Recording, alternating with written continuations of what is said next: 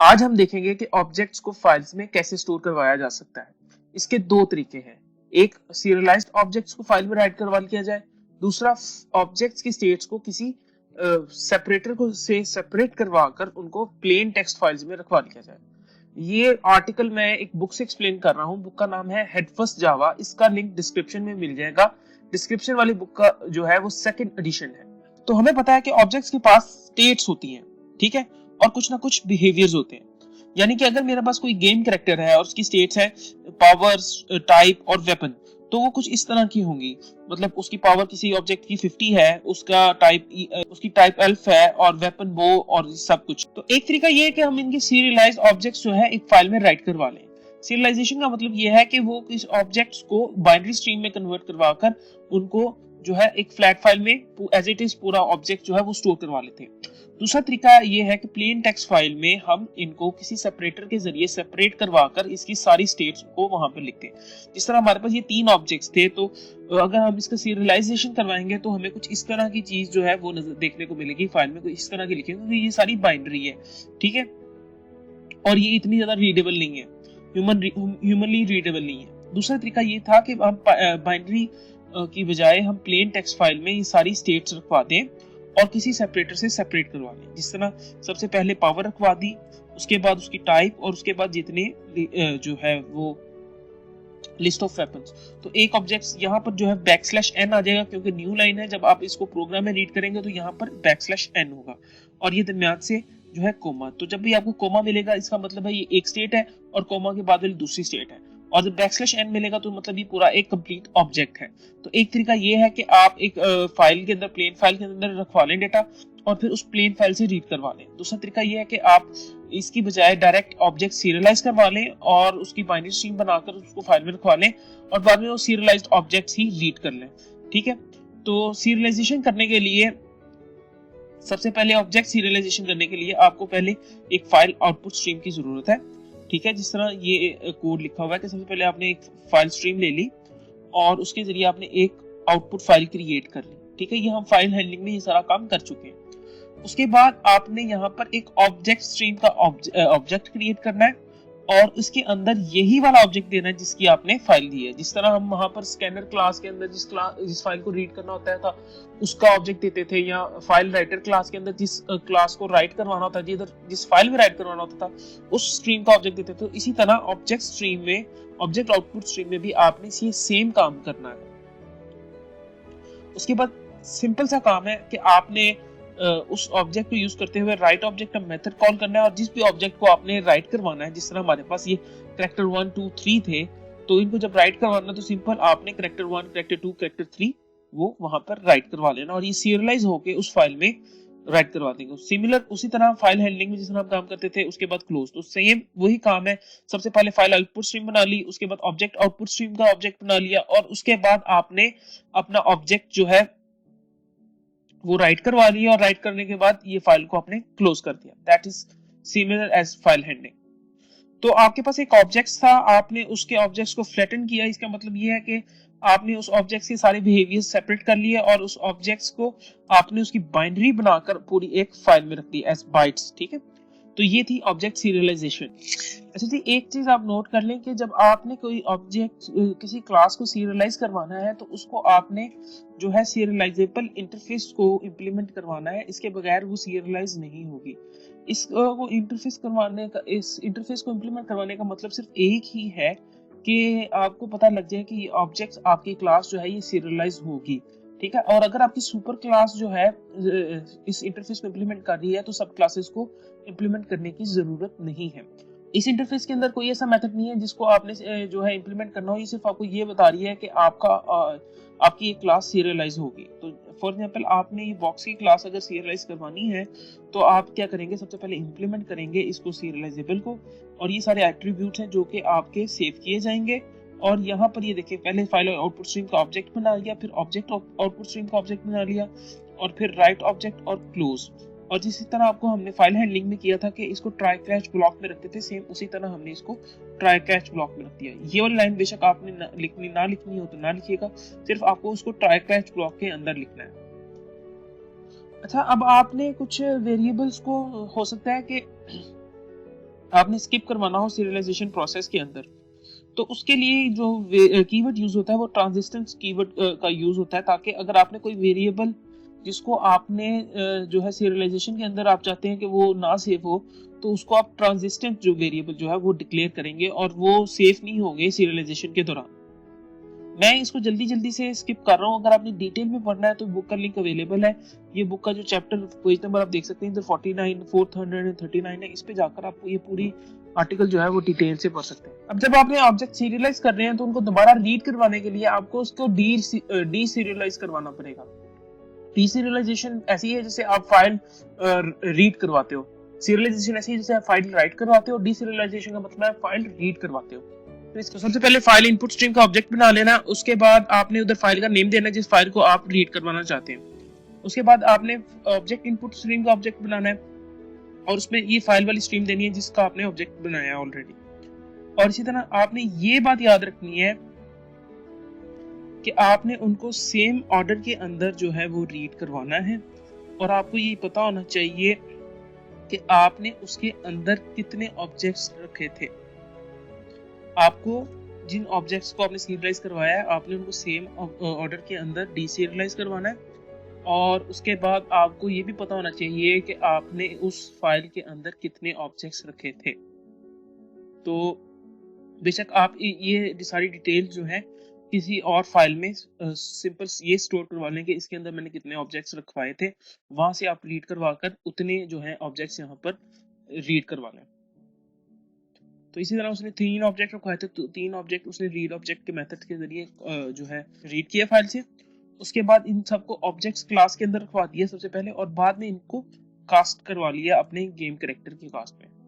तो डीसीरियलाइजेशन के अंदर भी यही प्रोसेस होता है कि आपके पास बाइनरी फाइल है, उसने आपने सबसे पहले फाइल इनपुट स्ट्रीम में लोड किया और उसके बाद ऑब्जेक्ट इनपुट स्ट्रीम के जरिए आपने अपने ऑब्जेक्ट्स जो है रीड ऑब्जेक्ट करते हुए दोबारा से गेट करवा लिए। तो ये तरीका था सीरियलाइजेशन का। और अब दूसरा तरीका है कि आप प्लेन टेक्स्ट फाइल में ऑब्जेक्ट्स को कैसे स्टोर करवाएंगे।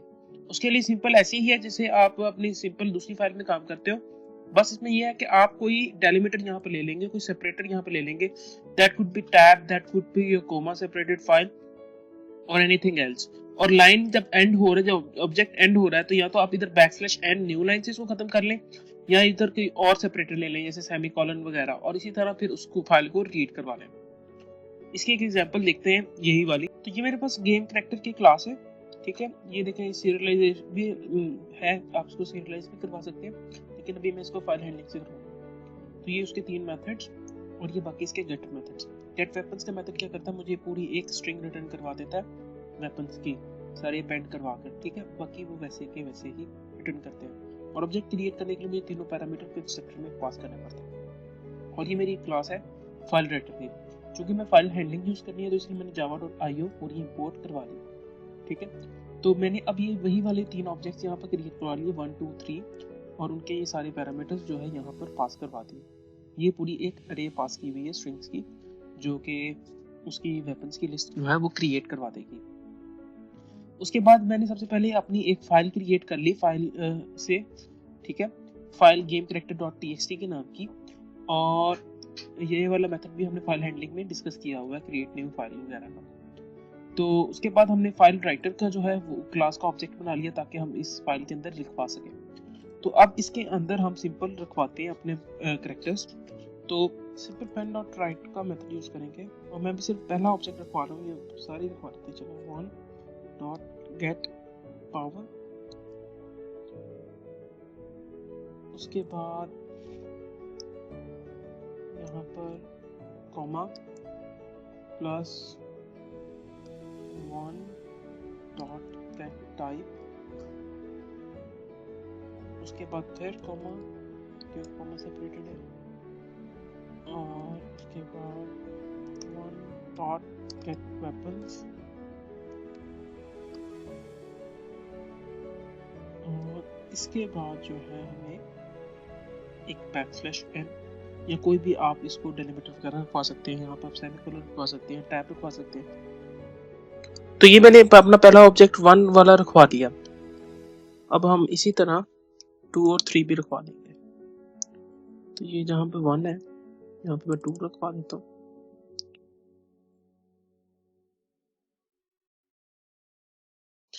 अगर आपके एक से ज़्यादा ऑब्जेक्ट हैं तो आप इसे किसी लूप में, किसी अरे में सेव करवा कर फिर भी आप इसको रखवा सकते हैं। मैं इधर सिर्फ डेमोन्स्ट्रेट करने के लिए इस तरह कर रहा हूँ।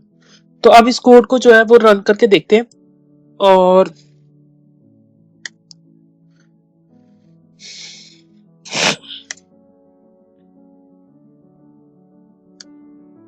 तो फाइल मेरी क्रिएट हो गई है। आइए, तो ये मेरी फाइल ओपन हो गई है। इसमें आप ये देख सकते हैं कि वेपन्स जो है वो सही तरह जो है वो सेफ नहीं हो सके, तो इधर भी कोई ना कोई डेलीमीटर हमें देना पड़ेगा। तो मैं वहां जाता हूँ वापस अपनी गेम की ये जो गेट वेपन्स की फाइल में, तो यहाँ पे मैंने \t दे दिया है ताकि वेपन्स के दरमियान जो है वो टैब्स आ जाए और वो सेपरेट हो जाए। अगर \t नहीं तो इधर आप इधर भी कोमा दे सकते हैं। तो अब दोबारा देखते हैं। तो अब ये देखें मेरे वेपन्स जो है वो भी कॉमा सेपरेटेड है और ये मेरी एक पूरी फाइल जो है डाटा जो भी था मेरे ऑब्जेक्ट्स यानी फाइल में जो है वो राइट कर लिए हैं। अब इनको फाइल से मैंने रीड करवाना है। तो इनको रीड करवाने के लिए हम स्कैनर की क्लास यूज करेंगे। सबसे पहले हमें ये स्कैनर के अंदर फाइल का ऑब्जेक्ट देना है, फाइल स्ट्रीम का ऑब्जेक्ट। तो ये है फाइल का ऑब्जेक्ट और सिंपल हैज नेक्स्ट लाइन हमें बताएगा कि इसकी नेक्स्ट लाइन है कि नहीं, और जो गेट लाइन से हम जो है वो पूरी एक गेट जो है लाइन को गेट कर लेंगे। तो इनपुट लेने के लिए हमने सबसे पहले file reader dot next line का फंक्शन कॉल किया। इसने क्या किया, हमें पूरी की पूरी एक लाइन यानी \n तक हमें रिटर्न कर दी। यानी कि इस तरह करके पूरी की पूरी एक लाइन जो है इसने हमें रिटर्न कर दी। उसके बाद ये पूरी लाइन मैंने स्टोर करवा ली एक स्ट्रिंग में बफर के अंदर, ठीक है, बफर नामी स्ट्रिंग के अंदर। तो इस स्ट्रिंग के अंदर पूरी फाइल पड़ी है और उस फाइल के अंदर जाहिर बात है कोमास भी है, कोमा सेपरेटेड फाइल है। तो कोमा से एक एक वर्ड को अलग करने के लिए मैंने क्या किया, स्ट्रिंग बफर डॉट स्प्लिट का फंक्शन कॉल किया। और ये फंक्शन हमें क्या करता है कि कोई भी सेपरेटर डेलिमीटर इसको दो तो उससे सेपरेट करके उसकी पूरी एक अरे रिटर्न करता है। तो इधर मुझे फिर स्टेट्स के अंदर एक अरे मिल गई जो कि इस तरह की है, जो कि कोमा के जरिए सेपरेटेड है और ये इस तरह की पूरी एक अरे मुझे मिल गई। अब इस अरे में देखें 0 पे हमारे पास जो है वो पावर है, 1 पे टाइप है और बाकी उसके पास वेपन्स की एक पूरी अरे थी। तो अगर हमने गेम कैरेक्टर का ऑब्जेक्ट क्रिएट करना है तो जाहिर बात है हमें वो पूरी एक अरे चाहिए यहाँ से। तो इस अरे से स्टेट्स की अरे से हमें एक सब अरे चाहिए। उसके लिए मैंने java.util के अंदर अरेज की एक क्लास के एक फंक्शन कॉपी रेंज का जो है वो कॉल किया। ये क्या करता है, अरे को स्लाइस करके हमें दे देता है। कोई भी अरे है उसकी एक कॉपी क्रिएट करके हमें रिटर्न करवा देता है। तो अरेज डॉट कॉपी रेंज के अंदर मैंने इसको सबसे पहले इसका पैरामीटर है जिस अरे से आपने कॉपी करवाना वो और जिस इंडेक्स से स्टार्ट करवाना है। तो ये देखें 0 1 तो 2 सेकंड इंडेक्स से हमने स्टार्ट करवाना है, कहाँ तक जाना है, एंड तक। तो 2 डॉट स्टेट डॉट लेंथ, तो ये हमें इसका एंड वाला देगा क्योंकि हमारे पास ये पावर की जो अरे है ये वेरिएबल है। ये हर कैरेक्टर के पास अपने अपने वेपन्स हैं, तो इसलिए स्टेट्स डॉट लेंथ तक हमने काम किया। तो इसने क्या किया, हमें पूरी एक सब अरे रिटर्न कर दी और वो मैंने वेपन्स पे रखवा दी। उसके बाद बारी है अब करेक्टर्स के अंदर इसको स्टोर करवाने की। तो करेक्टर्स के अंदर स्टोर करवाने के लिए मैंने क्या किया, मैंने एक करेक्टर्स टाइप की अरे ले ली, ठीक है। और वो ये थी क्योंकि 3 करेक्टर्स थे तो अब ये याद रखना लाजमी है कि अब आपके पास जो फाइल से रीड करवाने हैं उसके अंदर आपके कितने ऑब्जेक्ट्स हैं। तो मुझे तो यहाँ पे पता था कि वो उनके 3 ऑब्जेक्ट थे। तो इसी तरह आप किसी और फाइल के अंदर की सारी इन्फॉर्मेशन मेटाडाटा आप जो है स्टोर करवा सकते हैं। तो 3 ऑब्जेक्ट्स थे तो मैंने तीनों को जो है फाइल में स्टोर करवा दिया। और उसके बाद गेम डॉट स्टेट डॉट 0 पे मुझे पता है कि मेरे पास जो है वो पावर है, स्टेज डॉट 1 पे मेरे पास पता है टाइप है और उसके बाद जो है मुझे पता है वेपन्स है। तो मैंने इस तरह उसके जो है ऑब्जेक्ट्स क्रिएट करवा लिए और ऑब्जेक्ट्स जो है वो इस अरे में रखवा लिए और लूप से बाहर मैंने इस पूरी अरे को डिस्प्ले फंक्शन को यूज करते हुए प्रिंट करवा लिया।